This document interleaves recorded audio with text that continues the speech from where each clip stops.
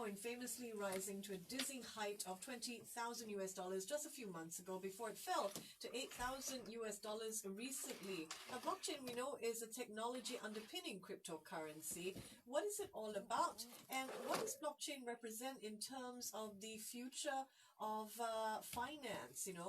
How is blockchain going to change the world as we know it? Raymond Ng is founder of Catalyst Coin and author of a brand new book called Rise of the Small, which is a book published about blockchain, set to discuss the rise of it and explain why innovators and investors should pay attention to blockchain. Welcome to the program. Good to have you with us, Raymond Ng. Thank you. Thank you, Michelle. In Rise of the Small, you mentioned that blockchain provides a stage for underdogs to rise like never before. Tell us why. Okay, the thing is that for blockchain, the main feature of blockchain is that it decentralizes the control. I mean, Yep. In layman terms, decentralized basically means that the records is being kept by individuals. So in the past, like for example, if you are a bank account holder, basically the bank actually holds all your record. So in blockchain, basically your record is kept by the people who are in the market, and in a way there is no central authority can control you. So as a result of this decentralization, there are a lot of things that will happen as opposed to if we were in a centralized environment. It means that in a decentralized world, that means you do not need to have permission to get support from the market. You do not need to have permission to, let's say, operate your business, or if you think that your project is of benefit to the society, and if you can find enough people to support your cause, you can. As opposed to in a centralized environment, you need to get the support of a lot of entities before you can do anything. So, there's a lot of people who are unsure about which of the cryptocurrencies out there that are underpinned by blockchain are scams, which are genuine investment opportunities. Does your book help people filter out which is a scam and which could be something worth looking into? Yeah, okay. My book basically focuses on a few principles that that help you to discern the blockchain that are positive and the blockchain that are not. Okay. Several of the examples I will state in my book is that like there are a lot of blockchain projects now, but many of the blockchain projects, they do not really benefit or require blockchain. What do you mean by that? Okay. Can you give us an example? Okay, I will give an example, but I will not name the project. Okay, there is a project talking about using blockchain in milk production. Milk, okay. Milk, okay. So now I was thinking in my mind, putting myself into the shoe of consumer. Okay, what is the reason of putting blockchain in milk production? Okay, basically to know where is the source of the milk, like whether it's from New Zealand or from Australia. But having said that, even before blockchain came about, you already have in your packaging, you know where the milk come from, like already from whether it's from Australia or New Zealand or whatever. And if you feel safe with New Zealand milk, you can just buy New Zealand milk. What is can solve that present market solution can solve? That nothing. At most, blockchain what can give you extra information is that it may tell you which farm in New Zealand is from, but you won't really benefit by the extra information. If you feel safe with New Zealand milk, you will just buy the milk, okay, without requiring which farm in New Zealand that it come from. So personally, I don't really think that blockchain would help very much in milk production. The main problem is that now a lot of projects, if they could not do well in the present market, so when they do a blockchain project and their main aim is to raise money from the public, which I feel that is in a way dishonest, and it is really pointless, because the thing is that if if that solution is not required in the market, adding blockchain in front is not going to help you. I see your point. So your book provides some principles, you say, to help us make that call on Yeah. whether or not the blockchain is needed. Yeah. So there are, in my book, I will talk about the principles that you can use To discern okay? which blockchains could be scams and which could Yeah. be worth your while. So some of the few main questions that I ask in my book is as such, okay? First of all, blockchain is very good at bridging problems that are due with information gap, okay? So the main question you can ask of any blockchain project is that, first of all, is there any problem that there is a market problem because there is a information gap, okay? The second question you got to ask yourself is that, does blockchain help to bridge the information gap? And very often, most of the projects out there, when you ask these two most basic questions, the answer is no. For example, there are some listed company that will for example sell tokens that are, that there is a prepayment for their restaurant, food and services. The thing is that you could have done it through a normal voucher system. Why do you need to go through blockchain? You get my point? So there isn't much of a purpose to go through blockchain for most of the white papers that are out there. And I feel that of all the ICO and blockchain project out there, up to 90% of them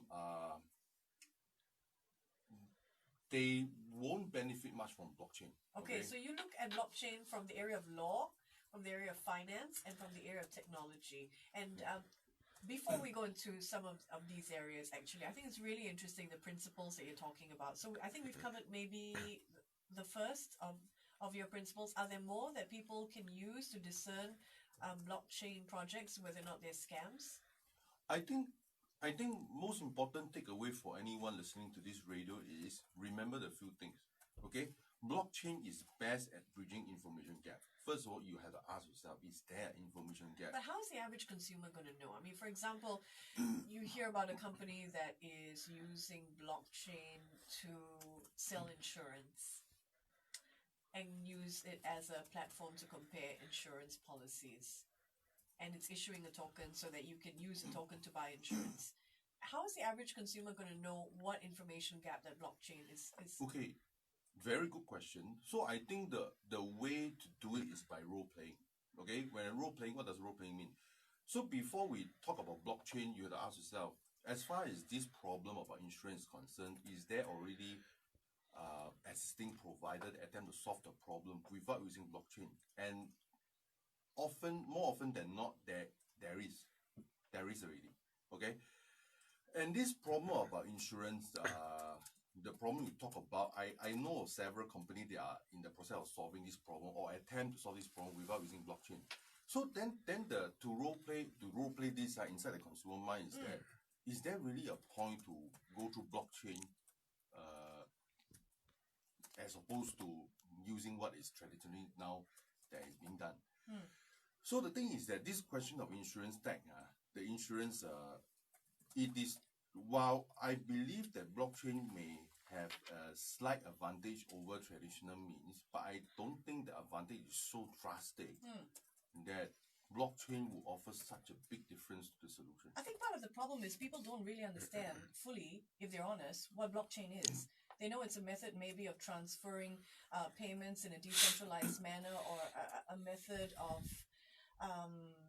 as you say, bridging an information gap. But, can you simplify what the blockchain is?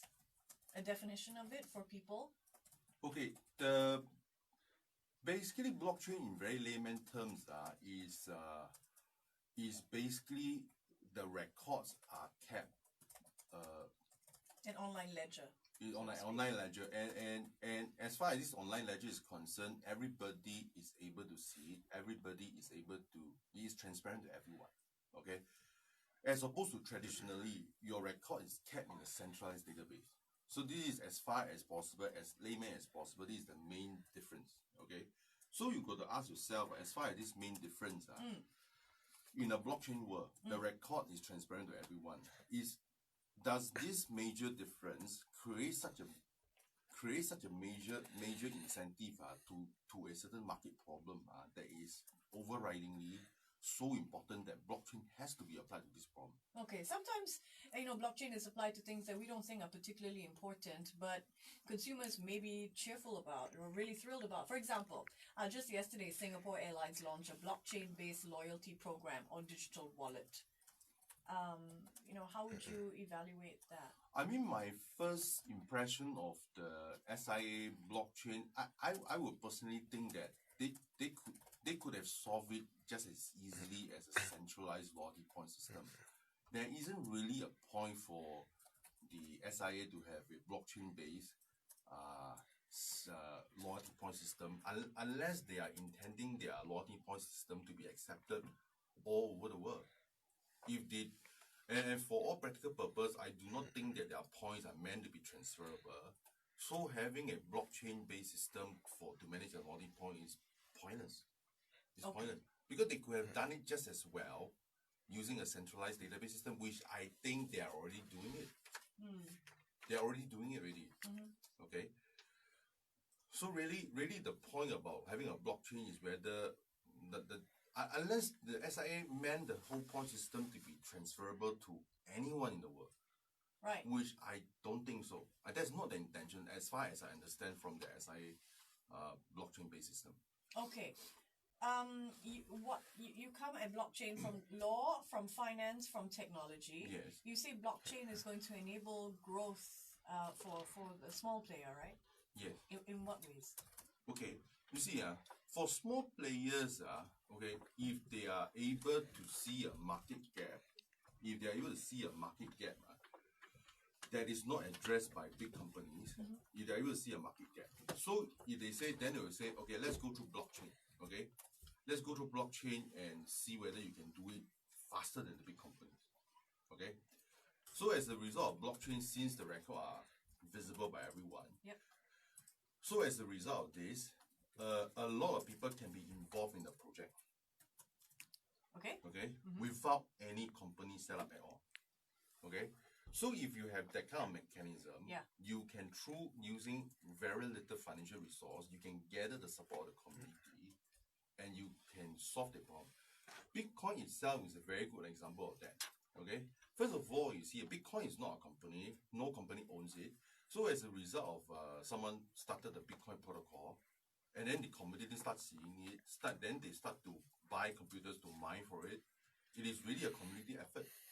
Okay, so you see, looking at the Bitcoin evolution, you got to see that any other problem that we are going to solve, whether you can see such element around.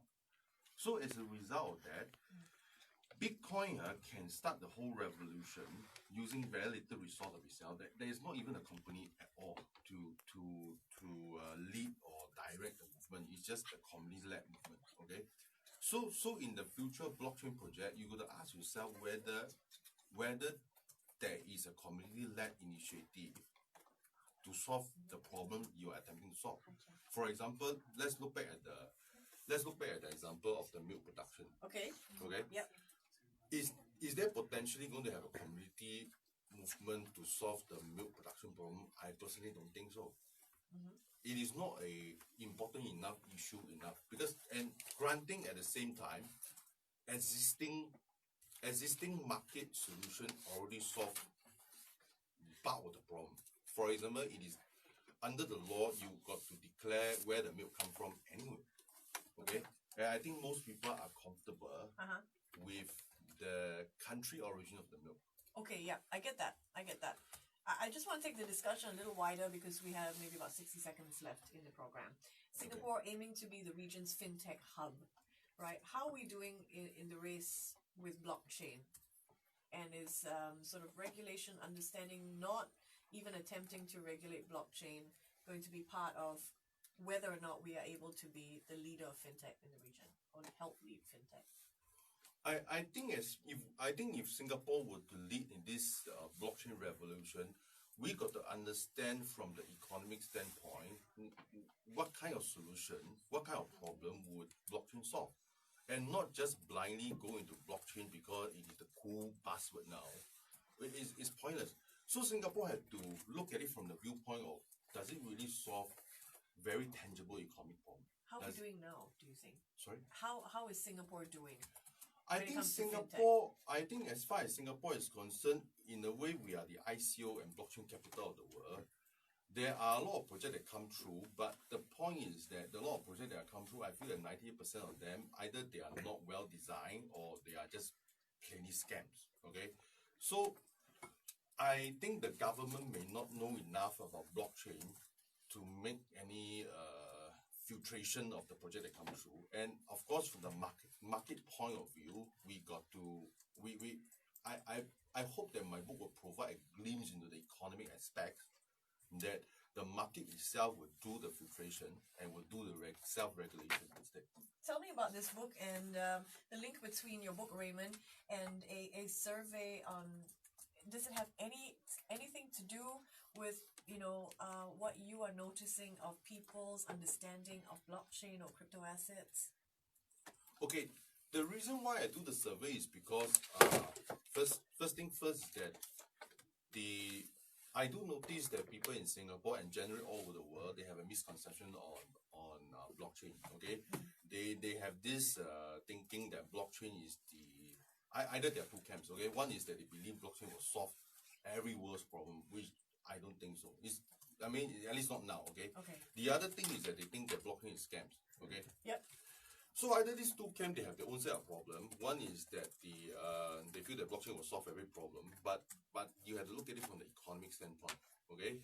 And I hope that my book will provide a glimpse into that. And for people who think that blockchain are all scams, I hope that my book will provide a glimpse into that area also. It's not all blockchain are scam, but well-designed blockchain that focuses on bridging information gap should be focused on.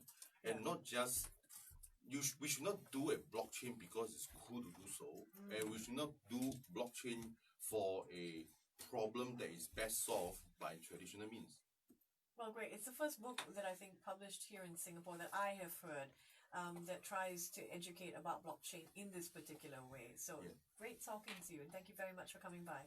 Thank you, Michelle. Raymond Ng there, who is founder of Catalyst Coin and author of the book Rise of the Small, a book about blockchain, a very slim book as well, which you can finish after, let's say, 150 pages or so. This is Read. I'm Michelle Martin. Thank you for your company.